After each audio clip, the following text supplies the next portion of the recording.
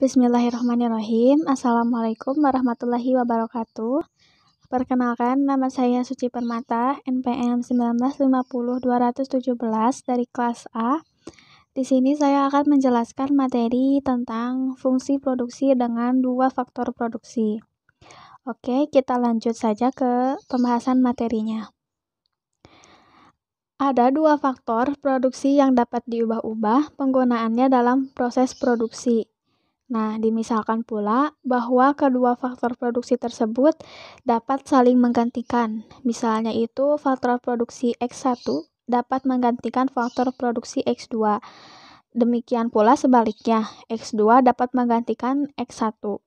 Masalah yang dihadapi produsen atau pengusaha dalam kasus ini adalah kombinasi mana dari penggunaan dua faktor produksi itu sendiri yang memerlukan biaya terendah untuk menghasilkan suatu jumlah produk tertentu atau least cost combination. Nah, untuk menjawab masalah tersebut perlu pemahaman beberapa konsep. Yang pertama itu ada isocount atau isoproduct atau curve produksi sama. Yang kedua, daya substitusi marginal atau marginal rate of technical substitution MRTS. Dan yang terakhir ada isocost atau price line atau garis harga. Selanjutnya, untuk pembahasan yang pertama itu isocount atau isoproduct atau curve produk yang sama. Nah, isocount adalah curve yang menunjukkan berbagai kemungkinan kombinasi dua input variabel untuk menghasilkan tingkat output tertentu. Nah, isocount juga mempunyai sifat-sifat yang serupa dengan indifference curves. Cembung ke arah origin, menurun dari kiri atas ke kanan bawah. Curve yang terletak lebih kanan atas menunjukkan tingkat output yang lebih tinggi. Isocount juga bisa didapatkan dari fungsi produksi. Nah, misalnya itu kita mempunyai fungsi produksi Y sama dengan 2x1 ditambah 4x2. Nah, dari fungsi ini juga kita ingin mendapatkan isocount untuk output Y sebanyak 100 unit.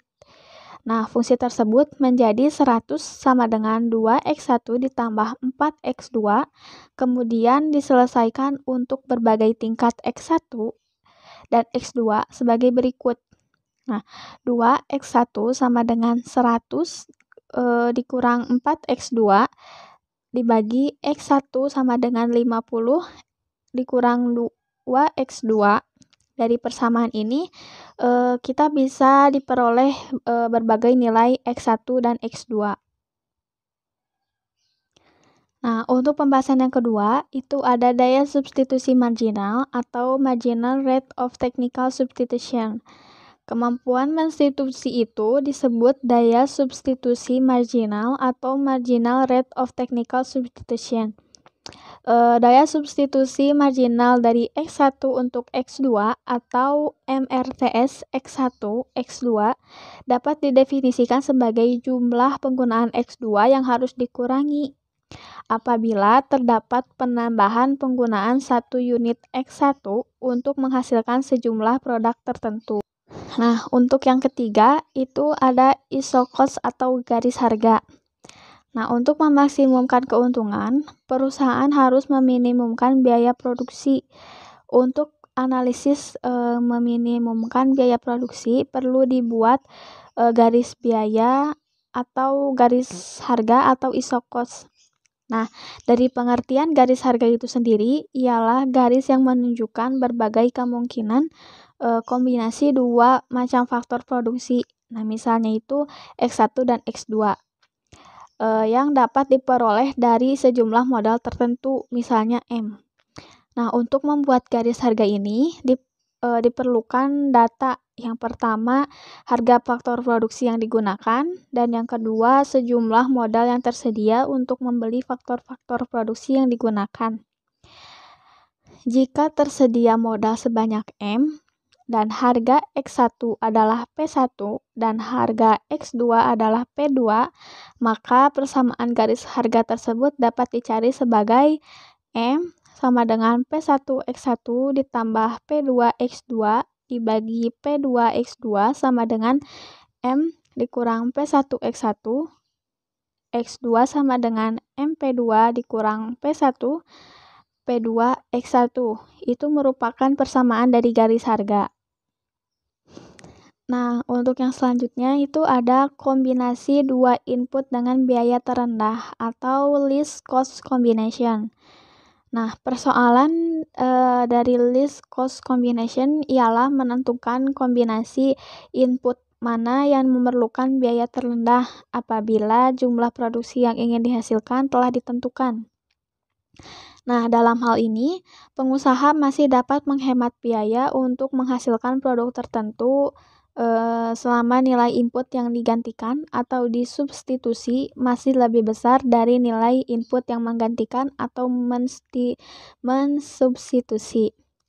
Nah, jadi persamaannya itu selama segitiga X2 dikali P2 lebih besar dibanding segitiga X1 dikali P1, maka penggantian segitiga X2 oleh segitiga X1 masih menguntungkan karena biaya sudah mencapai minimum apabila segitiga X2 dikali P2 sama dengan segitiga X1 dikali P1 atau segitiga X2 per segitiga X1 sama dengan P1 per P2 atau MRTS X1 X2 sama dengan P1 per P2.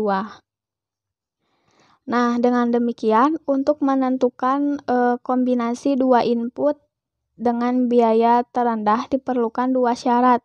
Nah, yang pertama itu isokont untuk tingkat output yang dikehendaki dan daya substitusi marginal antara kedua input yang harus diketahui. Itu syarat keharusan. Dan yang kedua, daya substitusi marginal dari X1 untuk X2, MRTS X1 X2 harus sama dengan rasio harga X1 dan X2 dengan harga X2. Nah, itu syarat kecukupannya.